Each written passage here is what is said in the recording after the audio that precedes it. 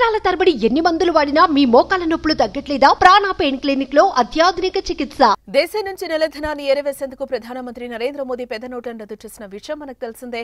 మోదీ ప్రభుత్వం 2016లో 500 అలాగే 1000 రూపాయల నోట్లను ఉపసంహరించుకుంది. దాంతో ఏర్పడ్డ కరెన్సీ కొరతను తీర్చడానికి 2000 రూపాయల నోట్లను అందుబాటులోకి తీసుకొచ్చింది. ఆ తర్వాత వాటిని కూడా రద్దు చేయడం జరిగింది. ఎస్ఎల్బీసీ సమావేశంలో చంద్రబాబు చేసిన కామెంట్స్ ఇప్పుడు హాట్ టాపిక్ గా మారాయి.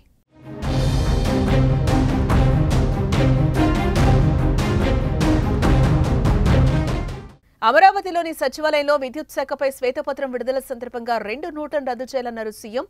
కొందరు గత 5 ఏళ్లలో కొట్టేసిన సొమ్ముతో వ్యవస్థను కొనుగోలు చేయాలని చూస్తున్నారని చెప్పుకొచ్చారు. ఇలాంటి వారి అవినీతిని అరికట్టాలంటే 500 అలాగే 200 రూపాయల నోట్లను రద్దు చేసి డిజిటల్ కరెన్సీ తీసుకురావాలని అభిప్రాయాలను ఆయన వ్యక్తం చేశారు. 500 అలాగే 200 రూపాయల నోట్లు కూడా రద్దు చేయాలని, డిజిటల్ కరెన్సీని ప్రోత్సహించారని బ్యాంకులతో చెప్పామని అన్నారు.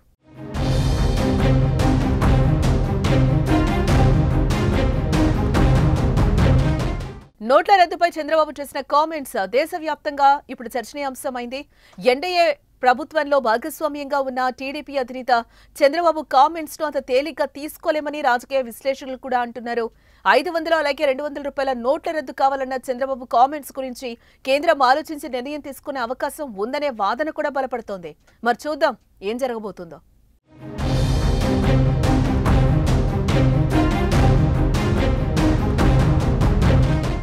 సుమన్ టీవీలో మీ పర్సనల్ అండ్ బిజినెస్ ప్రమోషన్స్ కోసం కింది నెంబర్కి కాంటాక్ట్ చేయండి.